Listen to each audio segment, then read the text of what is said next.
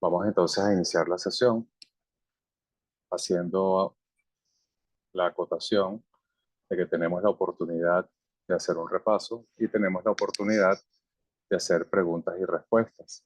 Entonces ustedes recordarán que el tema que hemos venido estudiando con la Magursan es el tema relacionado con la bodichita de acción. Dentro del tema de la bodichita de acción hemos estado estudiando específicamente las 6 paramitas.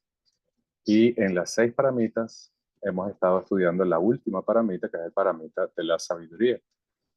Y recordarán cuáles son los 3 tipos de sabiduría, ¿correcto?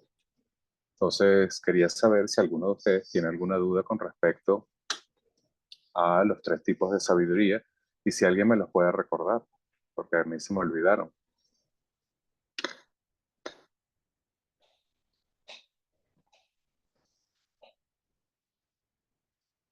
Estamos hablando de el paramita relacionado con la sabiduría.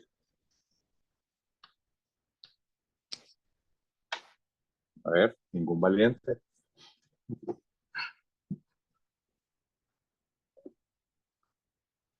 Yo me voy a arriesgar, Soldi. Adelante, te escucho. Ok. El Lama cuando tocó el tema de la paramita de la sabiduría, él hizo una Ujú, clasificación de acuerdo a 3 niveles, ¿no? correcto. Él habló de un nivel de estudio académico, que aquí incluía todos los tipos de conocimientos que uno va adquiriendo a través de las aulas, esa mismo mensaje que recibimos cuando tú nos das esa clase, ¿ok? Y eso forma, eh, una de las formas que uno adquiere, es el primer contacto que uno tiene con la sabiduría. La otra, o sea, la que continuaba era la sabiduría de la contemplación, que Ujú. una vez que nosotros obteníamos la información, había que llevarlo a un análisis. O sea, Ok, hacer preguntas, uno mismo haciendo preguntas, para saber si en realidad uno estaba bien orientado, ¿no? Y la tercera era la sabiduría de la meditación o de la práctica, ¿no? El Buda decía que cualquier enseñanza que él nos dé, había que analizarla y comprenderla y no aceptarla porque él lo dijera, ¿no? muy bien. Ok, muchas gracias, Peter, por salvar a esta gente, ¿verdad? Vamos a leer qué nos Ah, dice, vamos a ver qué nos dice Zapatrol Rinpoche. Voy a leer directamente del texto para luego entrar en la ronda de preguntas. Esta es la página 406 del texto de las palabras de mi maestro perfecto. La sabiduría trascendental. Voy a leer aquí. La sabiduría trascendental tiene 3 aspectos, como decía Peter. La sabiduría que se adquiere por medio del estudio, la que se adquiere por medio de la reflexión y la que se adquiere por medio de la meditación. La sabiduría del estudio se obtiene escuchando tanto las palabras como su significado cuando un maestro espiritual enseña el Dharma y comprendiendo el significado según ha sido explicado. La sabiduría por medio de la reflexión. Cuando se reciben enseñanzas de un maestro espiritual, no hay que contentarse con haberlas oído y comprendido, sino que hay que repasarlas mentalmente para establecer con claridad el significado por medio de la reflexión, el examen, el análisis y preguntar lo que no se entiende. No es suficiente creer que uno lo entiende o lo sabe. Deben estar completamente seguros de que cuando llegue el momento de practicar en soledad, sean capaces de hacerlo sin necesidad de pedirle a nadie que les aclare algún punto de la práctica. Fíjense que aquí hay un detalle bien interesante, porque normalmente nosotros no sabemos cuál es la medida de nuestra sabiduría, es decir, cuándo hemos aprendido lo suficiente. Por ejemplo, en este caso, de Dharma. Y Zapato Rinpoche nos da la clave. Sabemos que el estudio académico, el estudio, la sabiduría del estudio, de la escucha, es en realidad puede ser muy extensa, pero específicamente si uno estudia budismo, ustedes recordarán que las enseñanzas del Buda son increíblemente extensas. El Buda enseñó 84.000 tipos diferentes de enseñanzas Y si nosotros reuniéramos todo el Kangyur y el Tengyur, que es el resumen de todas las enseñanzas del Buda, podríamos llenar un edificio entero, no una biblioteca, no un solo piso. Llenaríamos un edificio que, según recuerdo, de 3 o 4 pisos de alto con todas las enseñanzas del Buda.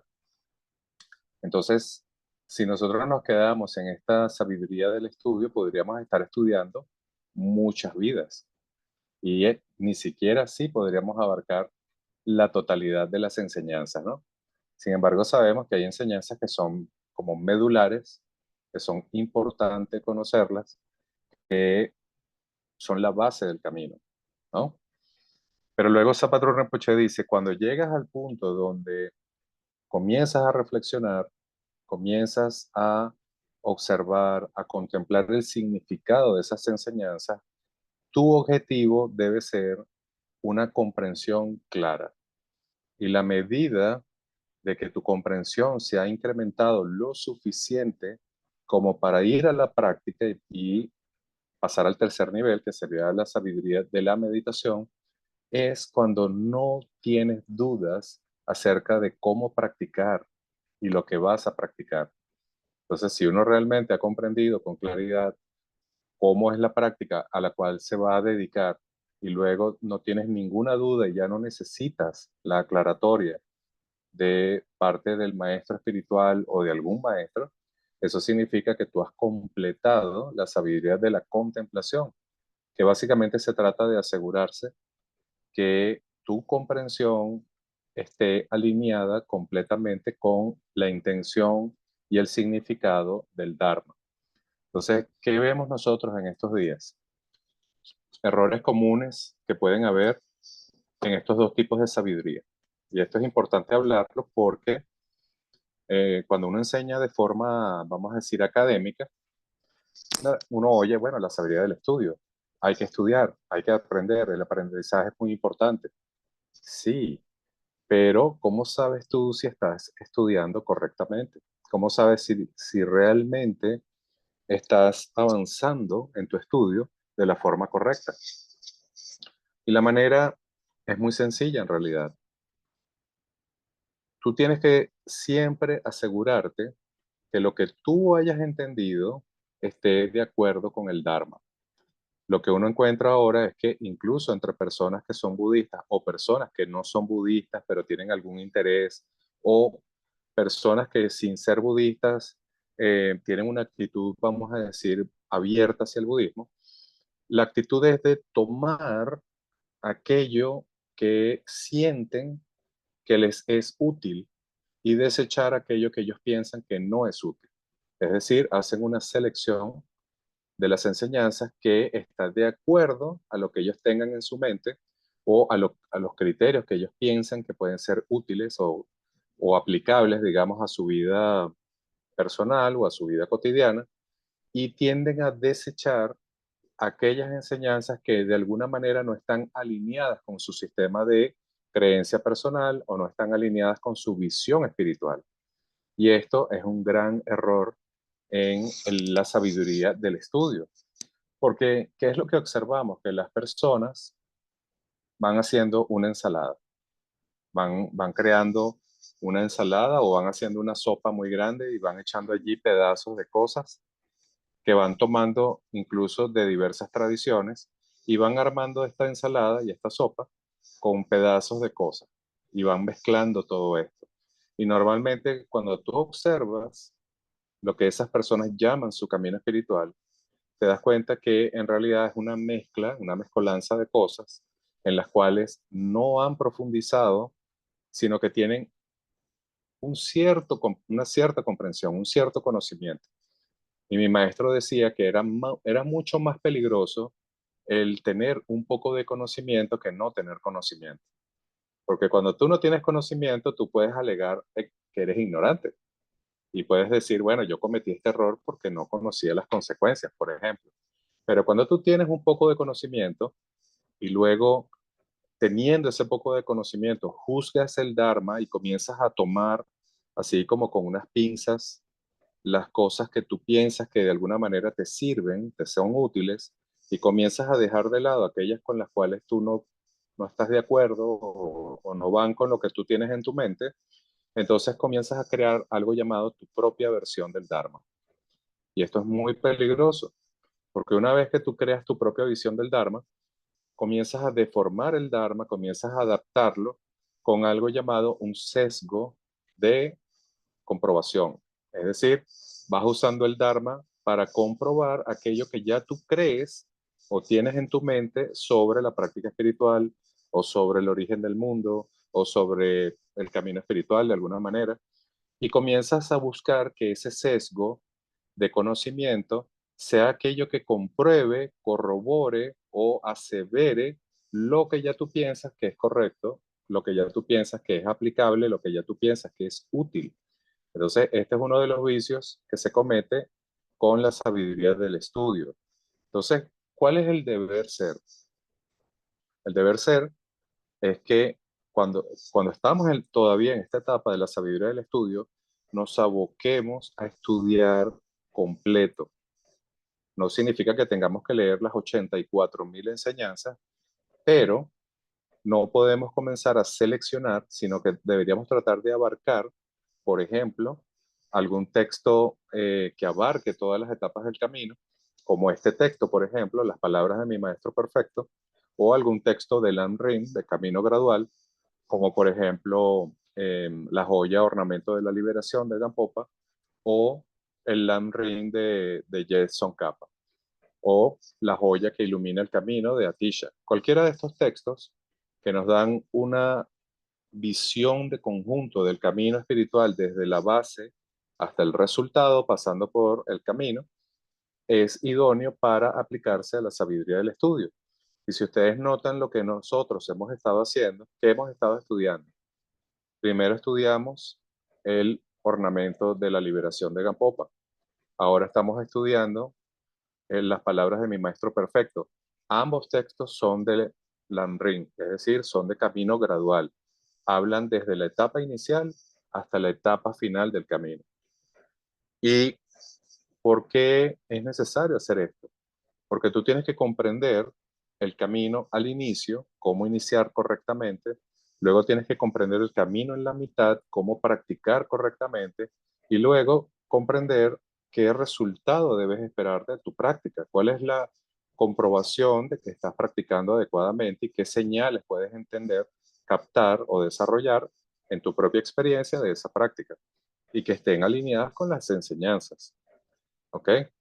Porque si tú haces una ensalada o haces una sopa espiritual, entonces estás tomando las enseñanzas incluso de otras tradiciones que pueden ser también muy válidas, las estás mezclando con las enseñanzas del Buda, creas una versión de esas enseñanzas que es tu versión personal, y luego cuando vas a la práctica, a veces en lugar de avanzar, lo que haces es retroceder. ¿Y cómo sabes tú que una persona está retrocediendo en su camino espiritual? Bueno, porque básicamente hay más confusión, hay el incremento a veces de las emociones aflictivas, y esto puede llevar a un desvío tremendo que puede durar mucho tiempo para que esa persona pueda reconocer el error y pueda retornar al camino gradual, es decir, al Lamrim. Entonces, es muy importante evitar esto. Este es un vicio muy grande. No debemos forjar una visión propia del Dharma. Debemos aprender las enseñanzas tal cual como se enseñan, hacer todas las preguntas que tengamos que hacer y asegurarnos de que nuestra comprensión, al menos a un nivel intelectual, es una comprensión correcta y completa. ¿Ok? Entonces, por eso es tan importante esta etapa. Cuando llegamos a la sabiduría de la contemplación, se supone que lo que vamos a hacer ahora es analizar el significado. Y si tú tienes una base académica o intelectual o conceptual, como la quieras llamar, donde al menos en tu mente ya no hay confusión sobre cuál es el camino y cómo practicarlo, entonces vas a reflexionar. Y esta etapa es sumamente importante porque uno va a encontrar, cuando tu práctica es sincera, cuando tu estudio es sincero, y no estás seleccionando únicamente aquellas, vamos a decir, enseñanzas que son acomodaticias a tu sistema de creencias, entonces vas a enfocarte justamente en aquellas que te resulten más difíciles, las que te generen incomodidad, las que tú tienes problemas para aceptar. Y luego tienes que observarlas con un ojo, vamos a decir, no crítico, sino un ojo abierto, es decir, con una mente abierta. Y si vas a criticar, es criticarlas con el sentido correcto, que es buscar entenderlas. Aquí no estamos hablando de la crítica que es para desprestigiar o desacreditar el valor de las enseñanzas. Aquí una mente crítica quiere decir una mente curiosa que busca comprender, busca entender correctamente. Entonces, hay conceptos que a nosotros nos van a generar mucha confusión, muchos problemas. Por ejemplo, ¿qué diferencia al budismo del resto de todos los otros sistemas religiosos, filosofías y caminos espirituales? ¿Cuál es la diferencia medular que hace que el budismo sea distinto a todas las otras, aunque todas las religiones y todos los caminos espirituales tengan cosas en común? ¿Cuál es la mayor diferencia? La mayor diferencia es la que se basa en algo llamado tendrel, la interdependencia. Y en la interdependencia, Buda descubrió algo llamado anatta, es decir, el no yo. Y si uno no entiende eso y vas a meditar, es decir, tratas de pasar a la siguiente, vamos a decir, al siguiente nivel de sabiduría, que es la sabiduría de la meditación, sin haber entendido correctamente lo que es anatta y lo que es vacuidad y lo que es interdependencia, entonces lo que vas a hacer es que vas a reforzar tu propia visión errónea, porque vas a practicar una meditación que busca reforzar lo que ya tú crees, tu propia visión personal. Entonces, eso puede ser un gran obstáculo en tu camino. Más bien, creo que si uno entiende correctamente, al menos intelectualmente, el concepto de la vacuidad, el concepto de la interdependencia y el concepto del no yo, entonces cuando vas a la meditación lo vas a hacer de forma correcta y no vas a reforzar, no vas a hacer tu ego más poderoso, sino menos poderoso, que es la idea. ¿Entiendes? Porque si tu ego es el que se está nutriendo de tu práctica espiritual, tu ego, que ya de por sí es difícil, se va a convertir en un ego espiritual que es todavía más poderoso, porque va a tener herramientas, va a tener argumentos, va a tener una visión, un propósito que puede ser muy difícil de superar, muy difícil y puede llevar a reforzar tu propio ego, lo cual va en contra de la intención original de las enseñanzas del Buda. ¿Ok? Entonces, ¿por qué esto es importante? Porque mientras mayor sea tu ego, aunque tú te creas a ti mismo como te concibas a ti mismo como una persona espiritual, va a haber sufrimiento y puedes generar confusión y sufrimiento en otras personas. Un ejemplo de esto, no sé si ustedes recuerdan estos casos de sectas, por ejemplo, que hablan de extraterrestres, otros hablan, no sé, de la segunda, la tercera venida de Jesús, otros hablan de alienígenas que crearon al hombre. Hay diferentes cosas por allí, ¿no? Y a veces estas sectas se ponen en el tema de que, bueno, la solución es que nos muramos todos y de repente hay un suicidio masivo y mueren un poco de personas. ¿Por qué? Porque tienen una convicción en esa creencia que está basada en un punto de vista erróneo. Es una creencia espiritual, porque ellos piensan que es una creencia que los está liberando, pero es una creencia errónea que los está llevando en la dirección opuesta. Entonces, este es el error que muchas personas cometen. Entonces, ¿qué conceptos deberíamos nosotros contemplar como la base del camino? Deberíamos contemplar conceptos. Cuando digo contemplar, me refiero a analizar, reflexionar, preguntar, indagar, observar el significado de estos conceptos. Por ejemplo, ¿qué es la interdependencia? ¿Qué es la vacuidad? ¿Qué es el no yo? Estos tres conceptos son fundamentales. Y una vez que tú entiendas estos tres conceptos, entonces puedes entrar en el camino con una mente lo suficientemente abierta para meditar. Y vas a evitar estos errores típicos del camino espiritual, que es el ego espiritual. ¿Ok? Luego tenemos el tercer nivel, que es el nivel de la sabiduría. Y aquí también, por supuesto, podemos cometer muchos errores. Se dice que el camino espiritual es el más peligroso de todos los caminos, porque un error en el camino espiritual puede llevarte por un sendero muy, muy largo, truculento, con muchas situaciones, y en definitiva puede llevarte a extraviarte. Entonces, en la sabiduría de la meditación, la, la mayor falla que podemos tener es no reconocer la visión.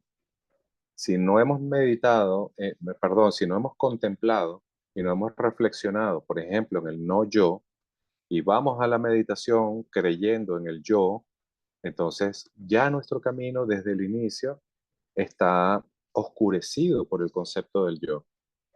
Y es este oscurecimiento el que justamente nos tiene en el samsara. Si para nosotros el mundo es externo, es sólido, tiene existencia independiente, inherente, y vamos así a meditar, ¿qué vamos a buscar en nuestra meditación? Cambiar el samsara. Queremos cambiar el mundo externo. Y eso no es la intención. La intención aquí es cambiarte a ti, no que tú cambies el mundo. Y esa es otra gran diferencia que tú vas a notar en el budismo y otras tradiciones espirituales o religiosas, donde el enfoque es, vamos a hacer de este mundo un mundo mejor. Vamos a cambiar el medio ambiente, vamos a cambiar a la gente, vamos todos a volvernos seres de luz. Y eso no es malo, suena muy bien, suena maravilloso, de hecho.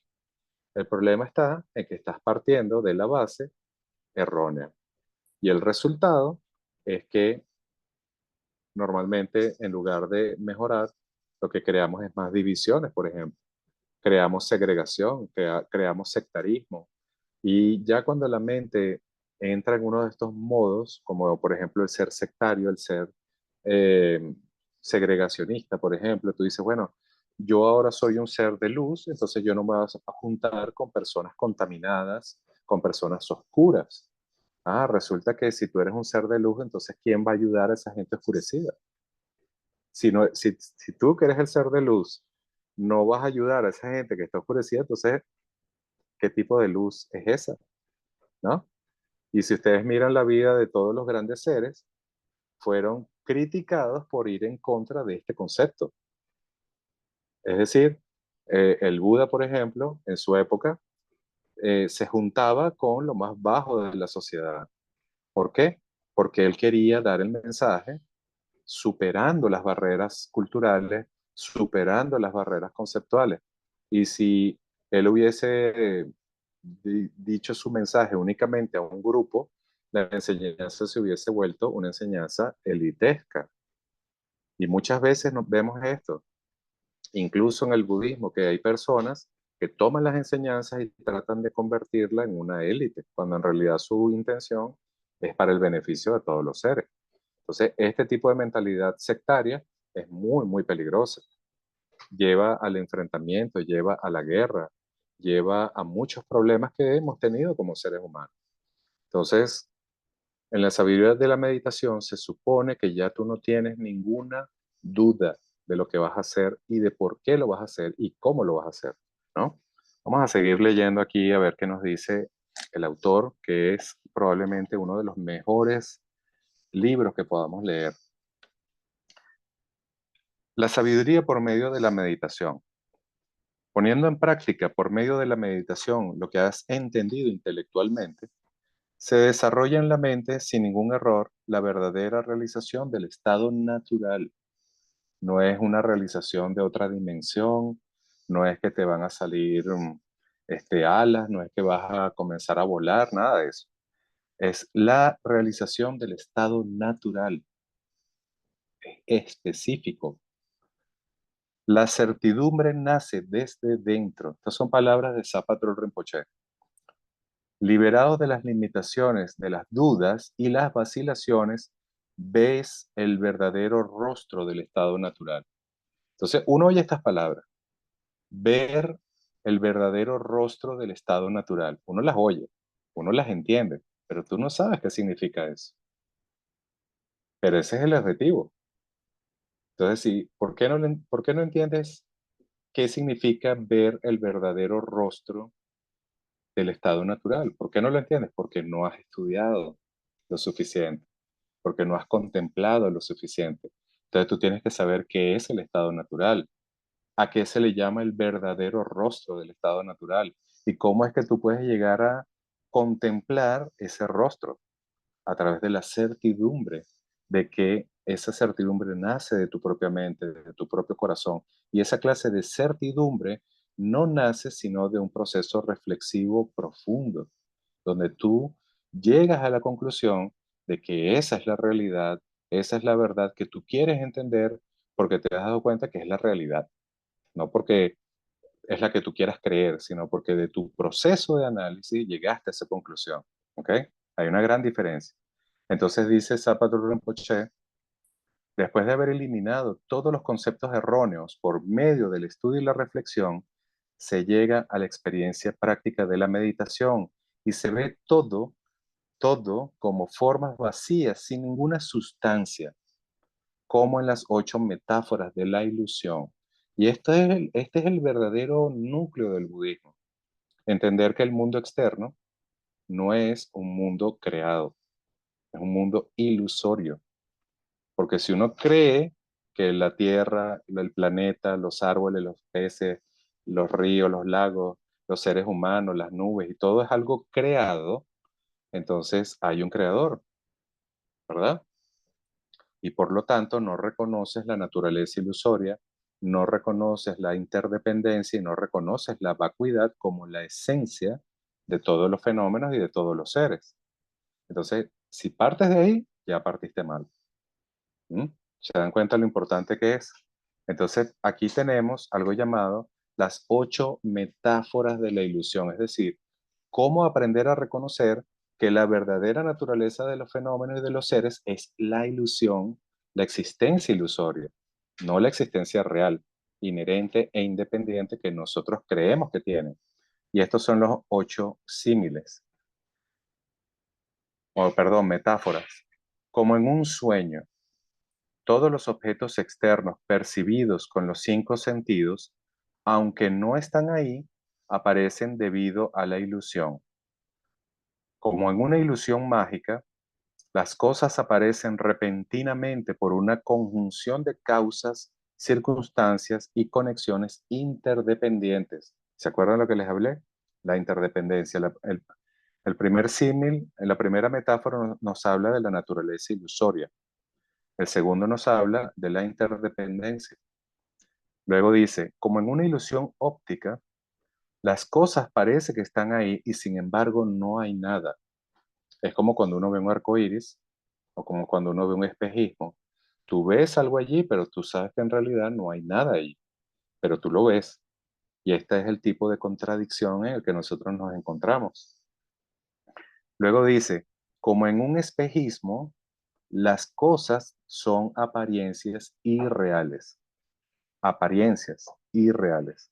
Como en un eco, las cosas pueden percibirse, pero no hay nada dentro ni fuera.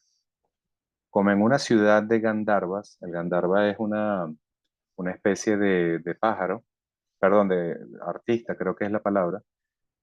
Una ciudad de Gandharvas no hay ni lugar, ni residencia, ni nadie que resida. Como en un reflejo, las cosas aparecen, pero no tienen una realidad propia. Como en una ciudad fantasmal, aunque no hay nada, surgen toda clase de apariciones. Estas son las 8 metáforas de la vacuidad y de la naturaleza ilusoria de los fenómenos. Entonces, uno lee esto, tú no entiendes nada. ¿Por qué? No porque no tengas la capacidad, sino porque tu mente está profundamente arraigada en lo opuesto que es creer que todas las apariencias, todos los fenómenos y todos los seres son reales, existen y nacen, crecen, se reproducen y mueren. Y uno lo ve como la realidad. Pero resulta que si tú reconoces la impermanencia y la interdependencia como la verdadera naturaleza de los fenómenos, tienes que reconocer la vacuidad forzosamente, porque si las cosas fueran sólidas, no cambiarían. Y es justamente su naturaleza ilusoria e impermanente lo que hace que cambien, que surjan y desaparezcan. Y una vez que algo que ha surgido ha desaparecido, es como si nunca hubiera existido.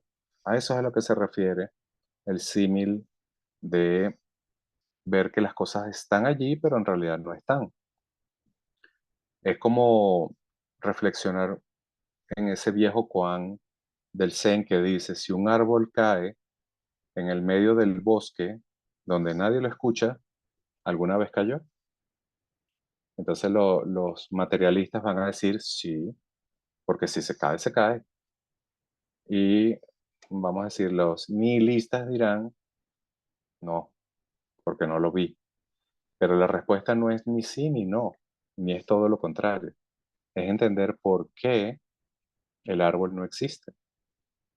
Y ese es el proceso que uno tiene que hacer en la sabiduría de la contemplación. Entonces dice Zapatro Rinpoche, viendo así todos los objetos que perciben, entiendan que todas las apariencias son falsas por naturaleza. No solamente son ilusorias, son falsas.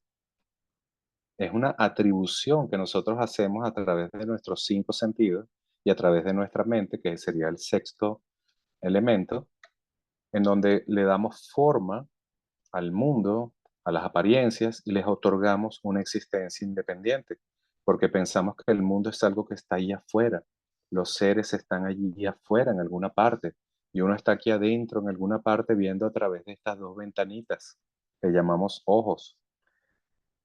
Cuando observas la naturaleza de quien percibe esos objetos, aquí estamos hablando del observador, es decir, la mente, los objetos que aparecen no dejan de aparecer, pero los conceptos que los consideran como si tuviesen existencia propia disminuyen, amainan.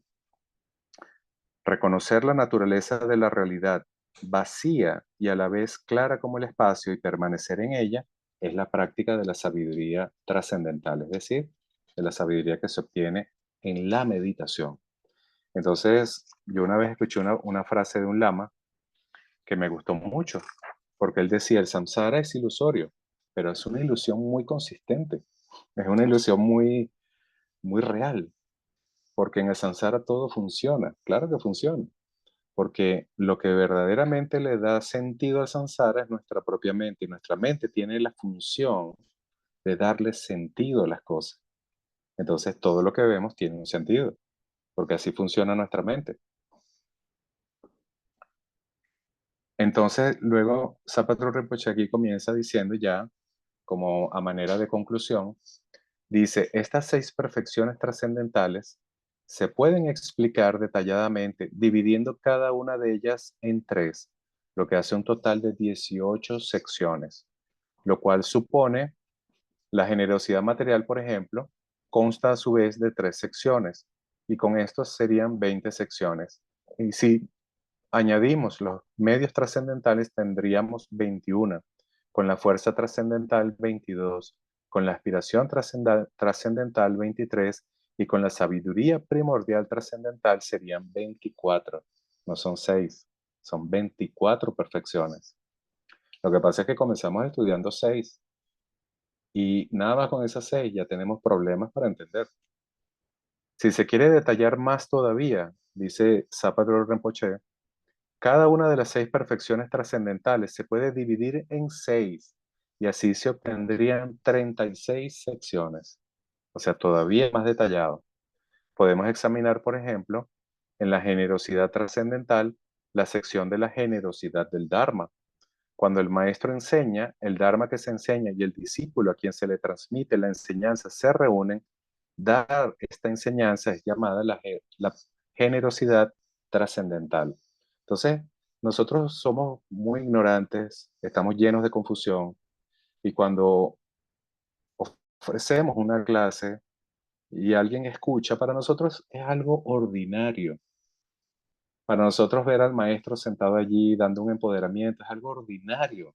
Lo vemos como si fuéramos a comernos una pizza o fuéramos al cine, vemos la pantallita y decimos, ay, qué bonito el lama, qué agradable, pero para nosotros se ha banalizado ese hecho. Y resulta que lo que está ocurriendo en ese momento es un momento de la generosidad trascendental, que es la primera paramita. Pero ¿quién de ustedes o yo reconocemos eso como la generosidad trascendental? Y tomamos todas las clases de Dharma que ahora tenemos como si fuera, no sé, un curso de cocina. Vamos a aprender pan sin gluten ahora. O vamos a aprender a cocinar papas fritas sin que queden aguadas. Entonces, ese es el grado de importancia que le damos a las clases de Dharma. Y es muy triste. Es muy triste que eso pase, pero así somos nosotros, ¿verdad? Continúa aquí Zapato Rinpoche diciendo que el maestro no busque obtener ganancia o fama por enseñar el Dharma y que no contamine lo que está haciendo usándolo para enaltecerse a sí mismo o bien para hablar mal de los demás o con cualquier otra emoción negativa, esa sería la disciplina trascendental, ¿no? Entonces, ¿cuál sería la disciplina trascendental del estudiante que escucha? Prestar atención, tener interés, concentrarse y luego estudiar, tener un verdadero interés en la enseñanza. Esa sería la práctica del estudiante, que aquí lo llama Zapato Rinpoche, ¿verdad? La disciplina trascendental. Que repita el significado de una frase reiteradamente, ignorando la fatiga y todas las dificultades, es la paciencia trascendental. Que repita el significado de una frase reiteradamente ignorando la fatiga y todas las dificultades, es la paciencia trascendental. ¿Usted sabe a qué hora se levanta la Magursan para darnos esta clase a nosotros? Esta que estamos ahorita. Se levanta, cuando está en la India, se levanta a las 4 de la mañana. Y entonces uno invita a las personas y vienen 10 personas, 12 personas. Ninguna de esas personas está pensando en el esfuerzo que le toma al lama sacrificar su tiempo de sueño, levantarse a las 4 de la mañana para estar con nosotros a las 5 de la mañana en su horario y darnos una clase de Dharma a esa hora. Nadie piensa en eso, o muy poca gente lo piensa. Mucha gente, muy poca gente lo ve o lo comprende, ¿entiendes? Todo el esfuerzo que requiere que tengamos las enseñanzas, que las programemos, que convoquemos a las personas. Todo eso requiere un esfuerzo tremendo, ¿no? ¿O sí? Luego dice que enseña a la hora prevista sin sucumbir a la pereza ni a la dilación es la diligencia trascendental. La Magursan está ahorita viajando y me llama y me dice, Soldi, por favor, no suspendan las actividades, no suspendan las clases, por favor, haz una sesión de preguntas, repasa el material. ¿Por qué hace eso? Porque le interesa que nosotros aprendamos, que mantengamos la práctica, que mantengamos nuestra mente conectada con el Dharma lo mayor posible, que nuestra mente no derive hacia la vida ordinaria y se vuelva una mente ordinaria. ¿Cómo esperamos nosotros obtener las perfecciones trascendentales que ayudan a trascender a los seres del samsara al nirvana si nuestra mente es ordinaria y se comporta de forma ordinaria? Ese es el grado de confusión en el que estamos, ¿no? Queremos todo lo bueno sin ningún tipo de esfuerzo o con muy poco esfuerzo. Luego dice que explique el tema sin dejar que su mente se distraiga de las palabras o su significado, sin cometer ningún error y sin añadir ni omitir nada, es la concentración trascendental. Que dé las enseñanzas en su estado de sabiduría libre de cualquier concepto de sujeto, objeto o la acción misma, es la sabiduría trascendental. Por lo tanto, todas las perfecciones trascendentales están en este momento presentes. ¿Entienden? ¿Quién de ustedes la reconoce? ¿Mm? Para nosotros es simplemente una clase, estamos oyendo a Soldi, bueno, el lama no vino, mejor me voy a dormir porque el lama no está.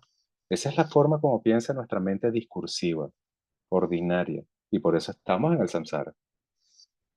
Examinemos ahora la generosidad material. Por ejemplo, el dar de comer o beber a un mendigo. Cuando el donativo, el donante y el beneficio se reúnen, la acción de dar se realiza y eso es la generosidad. Dar lo que ustedes comerían o beberían en vez de dar comida de mala calidad o estropeada es la disciplina. No enfadarse ni siquiera cuando se te pide repetidamente es la paciencia. Dar con diligencia sin pensar en las dificultades o el cansancio es la diligencia. No distraerse con pensamientos es la concentración. Saber que el sujeto, el objeto y la acción no tienen realidad propia es la sabiduría. Aquí de nuevo están reunidas las 6 perfecciones trascendentales. Las mismas divisiones pueden hacerse con la disciplina, la paciencia, la diligencia, la concentración y la sabiduría. Resumiendo las perfecciones trascendentales, Jackson Milarepa dice, si abandonas por completo la creencia en cualquier existencia inherente, no hay ninguna otra generosidad. Si abandonas por completo los ardides y engaños, no hay ninguna otra disciplina. Si superas por completo el miedo al significado verdadero, no hay ninguna otra paciencia. Si permaneces completamente inseparable de la práctica, no hay ninguna otra diligencia. Si descansas perfectamente en el flujo natural, no hay ninguna otra concentración. Si percibes plenamente el estado natural, no hay ninguna otra sabiduría. Si practicas perfectamente el Dharma en todo lo que hagas, no hay otros medios. Si vences por completo a los 4 maras, no hay ninguna otra fuerza. Si consigues perfectamente los 2 objetivos, no hay ninguna otra aspiración. Si reconoces el origen secreto de las emociones negativas, no hay ninguna otra sabiduría primordial. Cuando Ku, Nok y Drom le preguntaron a Tisha qué era lo mejor del camino, éste les respondió, el mejor erudito es aquel que ha comprendido plenamente el significado de la ausencia de existencia inherente. Ese es el mejor erudito. No es el que sepa más, es el que haya entendido eso, la ausencia de existencia inherente de todos los seres y todos los fenómenos. El mejor monje es aquel que ha adiestrado su mente. La mejor cualidad es un gran deseo de beneficiar a los demás. La mejor enseñanza es la de observar la mente continuamente. El mejor remedio es saber que nada tiene realidad en sí misma. El mejor modo de vida es el que es incompatible con lo mundano. El mejor logro es una disminución progresiva de las emociones negativas. La mejor señal de la práctica es una disminución progresiva de los deseos. La mejor generosidad es la falta de apego. La mejor disciplina es una mente apacible. La mejor paciencia es una posición humilde. La mejor diligencia es abandonar las actividades. La mejor concentración es el estado inalterado de la mente. La mejor sabiduría es saber que nada existe realmente. Entonces, vamos a parar aquí la lectura. Es un gran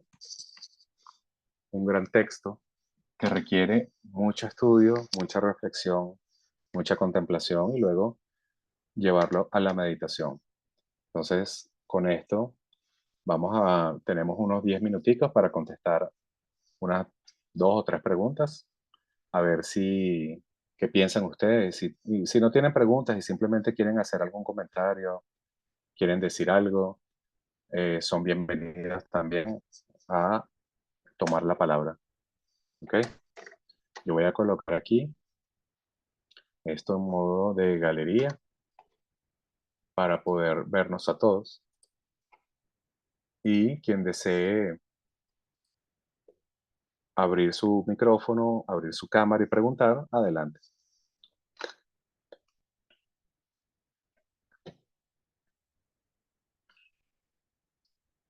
No todos a la vez.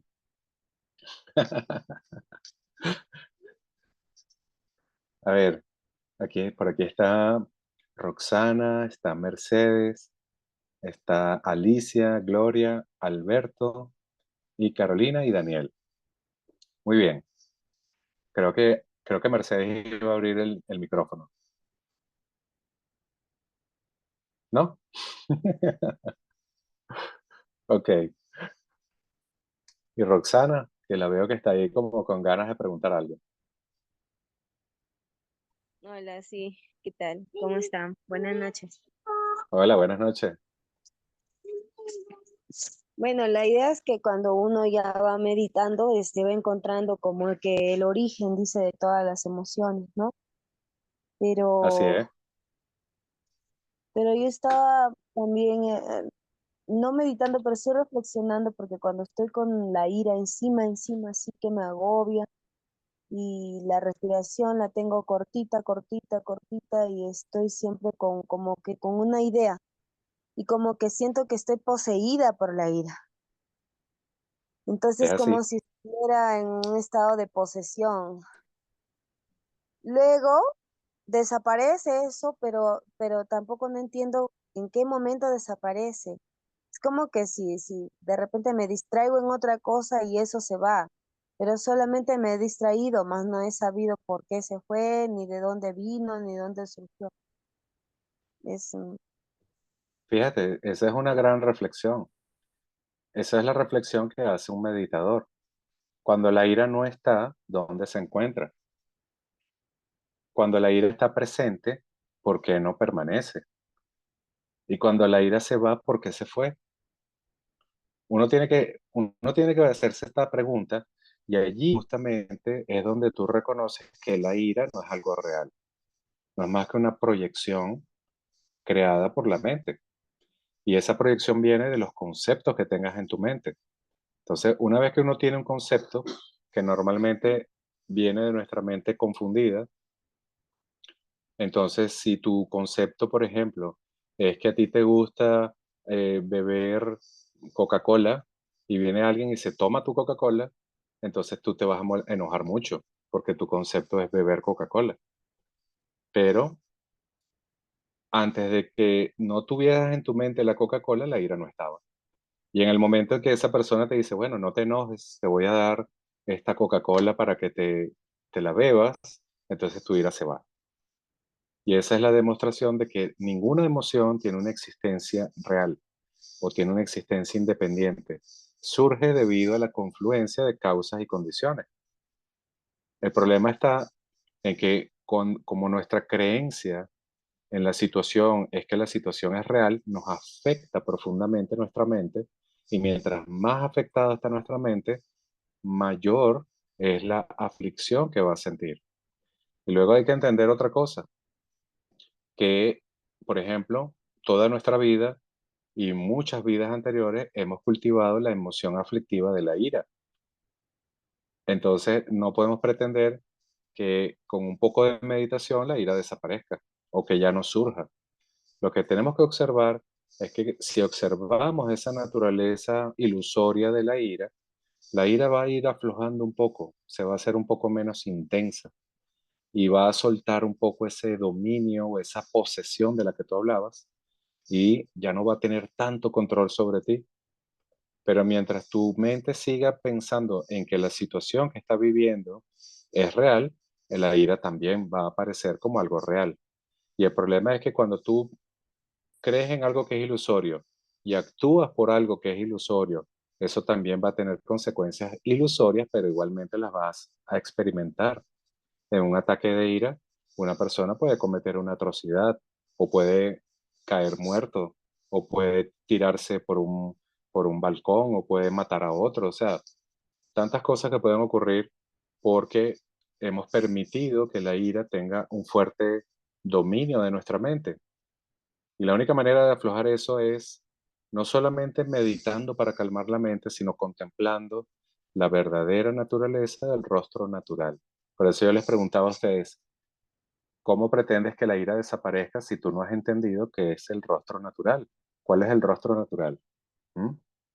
El rostro natural es que no hay un meditador, no hay un objeto sobre el cual meditar, ni tampoco hay un objeto de sujeto y objeto y no hay el acto de meditar.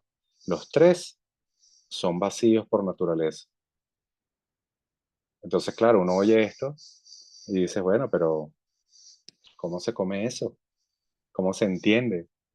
porque yo estoy acá, Soldi está acá, y por allá está Ricardo, por allá está Daniel, por allá está Roxana, y todos nos concebimos a nosotros como seres separados, independientes, que tenemos existencia propia, vida propia. Pero justamente ese es el problema. Reconocer el verdadero rostro natural es observar a tu propia mente y darte cuenta que ningún pensamiento, ninguna emoción tiene existencia propia. Surgen por interdependencia y su naturaleza es el vacío.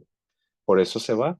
En el momento en que tú dejas de apegarte a la situación que te provocó la ira desaparece. Entonces, ¿quién es el verdadero problema?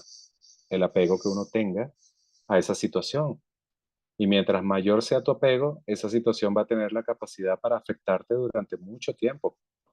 Pueden pasar 20 años y te acuerdas de algo que hizo Soldi y sientes la misma rabia, porque esa impresión kármica está todavía muy poderosa en tu mente.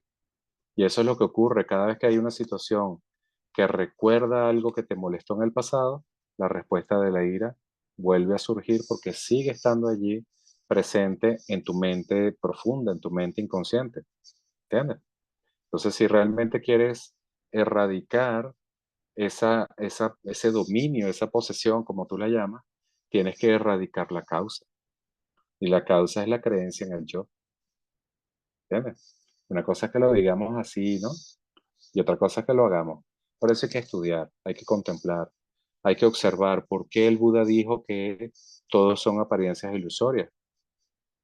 Y cuando llegas a entender eso, entonces lo demás es fácil, porque esa es la base de todo. ¿Ok? Bueno, no sé si respondí tu pregunta, pero intenté mejor lo mejor posible. No sé si hay tiempo para una preguntita más, si alguien más quiere decir algo o preguntar algo. Sí, Soli, gracias, sí, sí lo entendí. Sí, algo entendí. Ya de ahí Gracias, lo gracias. repito. Muy bien. Yo les recomiendo una forma muy buena para uno poder afianzar el estudio es tomar este texto, por ejemplo, o tomar el Sutra del Corazón o el Diamante Cortador, porque son textos que hablan de la sabiduría trascendental. También está el Sutra de Vimalakirti, también es otro texto que habla sobre la sabiduría trascendental. Lees el Sutra del Corazón, lees el Sutra del Diamante Cortador, no tienes que leerlo ni siquiera completo, solo lees una parte. Te sientas y reflexionas, ¿qué quiso decir el Buda con esto? ¿Por qué habló de tal y tal cosa? Y una cosa que yo he descubierto, específicamente con la lectura de ciertos sutras, es que los sutras tienen bendiciones poderosas, es algo como que va limpiando tu mente. Mientras más lo lees, más claro se va haciendo tu conocimiento porque vas eliminando la confusión. Y cuando esa confusión se elimina completamente, tú comprendes completamente. Comprendes conceptos tan difíciles como la vacuidad o la ausencia del yo o la naturaleza ilusoria o la naturaleza inherentemente el estado natural. ¿Entiendes? Pero eso llega cuando uno realmente ha eliminado muchas impurezas de la mente, que es lo que bloquea nuestra sabiduría. ¿Ok?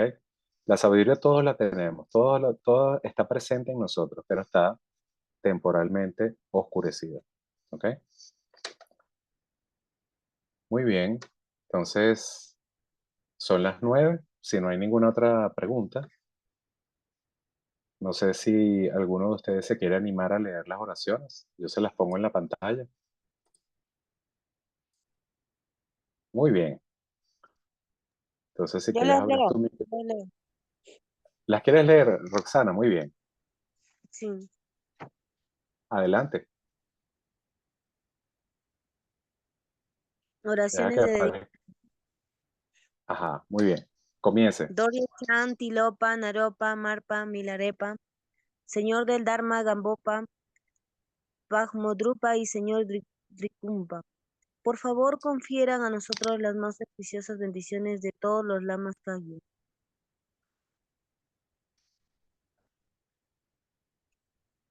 Eh, ¿Puedes pasar, por favor, lo que sigue? Sí, sí, tarda un segundito, pero ya cambió. Por esta virtud que pueda yo lograr el estado de omnisciencia y que todos quienes transitan en las olas del nacimiento, vejez, enfermedad y muerte atraviesen el océano del samsara derrotando a todos los enemigos, confusión, la causa del sufrimiento. Ruego Bodhicitta la excelsa y preciosamente, en donde no ha nacido que surja, en donde ha nacido que no disminuya, sino que siga aumentando cada vez más. Ruego porque el ama tenga buena salud y larga vida. Ruego por que sus actividades del Dharma se difundan a lo largo y ancho. Ruego para no ser separado de ustedes. Como Manjusri, al igual que Samantabhadra, realizó el estado último de la budeidad, yo seguiré su camino y compartiré el mérito con todos los seres. Por la bendición del Buda, quien alcanzó los 3 kayas, por la bendición de la verdad inmutable del Dharma como tal, por la bendición de la indivisible orden de la Sangha, que el mérito que comparto fructifique. Plegaria de dedicación. Glorioso, sagrado, venerable, preciado, bondadoso, lama raíz y lamas de linaje, asamblea divina de Giram y asamblea de Budas, Bodhisattvas, Yogis, Yoginis y Dakinis, morando en las 10 direcciones, por favor, escuchen mi ruego. Por el poder de esta vasta raíz de virtud, que pueda yo beneficiar a todos los seres a través de mi cuerpo, palabra y mente, que las aflicciones del deseo, odio, ignorancia, arrogancia y celos no surjan en mi mente, que los pensamientos de fama, reputación, riqueza, honor y preocupación por esta vida no surjan ni por un momento, que mi flujo mental se impregne del amor altruista, la compasión y la bodhicitta, y que a través de esto me convierta en un maestro espiritual con buenas cualidades como lo infinito del espacio, que consigue el logro supremo de Mahamudra en esta misma vida, que el tormento del sufrimiento no surja ni siquiera en el momento de mi muerte, que no muera con pensamientos negativos, que no muera confundido por la visión errónea, que no experimente una muerte prematura, que muera gozosa y felizmente en la gran luminosidad de la mente como es, y la claridad permeante del Dharmata, que yo en cualquier caso consiga el logro supremo de Mahamudra en el momento de mi muerte o en el bardo, que por las virtudes acumuladas en los 3 tiempos, por mí y por todos los seres en samsara y nirvana, y por la raíz innata de la virtud, todos los seres sensibles alcancen rápidamente la insuperable perfecta acción. Que las enseñanzas de Gran Vikumpa Ratnashri,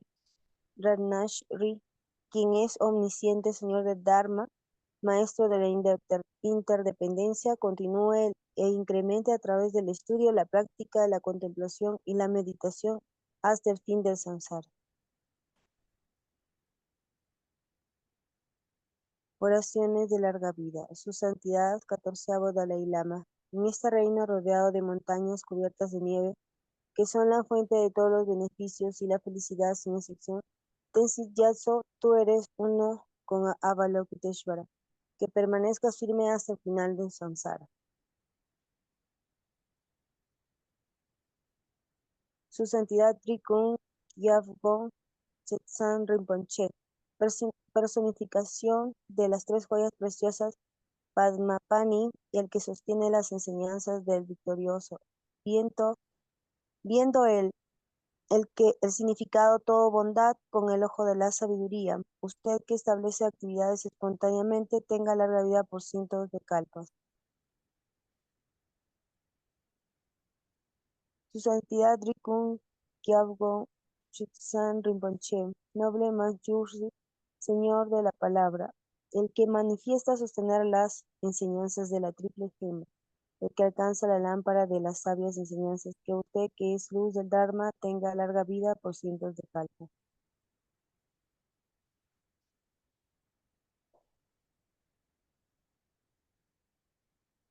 Su Eminencia Garshan Rinpoche, aquel conocido en la tierra sagrada como Aryadeva, emanado del gran clan Gar del Tíbet oriental como Chopi Ripa, hijo del corazón de Hijen Gompo, que la vida del glorioso Garchen permanezca firme por 100 eones. En esta era de conflictos, cuando las enseñanzas victoriosas encaran dificultades, que a través de su poderosa conducta como de Vajra toma pesadas responsabilidades de las enseñanzas imparciales, que Garchen, el sol de las enseñanzas, tenga larga vida. Muchas gracias. Excelente. Gracias, Roxana. Chanchup Senchup Rinpoche Magye Panam Che Yuche Yepa Nyampa Me Paryang Gongne Gondu Perwasho. Cualquier mérito que haya obtenido en esta práctica virtuosa por el destino de la iluminación de los seres, yo lo dedico. Y especialmente a ustedes, gracias por su tiempo, por su paciencia y por su confianza. Gracias, Cuídense Sol. mucho. Tengan una Gracias. feliz noche. Muchas gracias, Soldi. Buenas noches a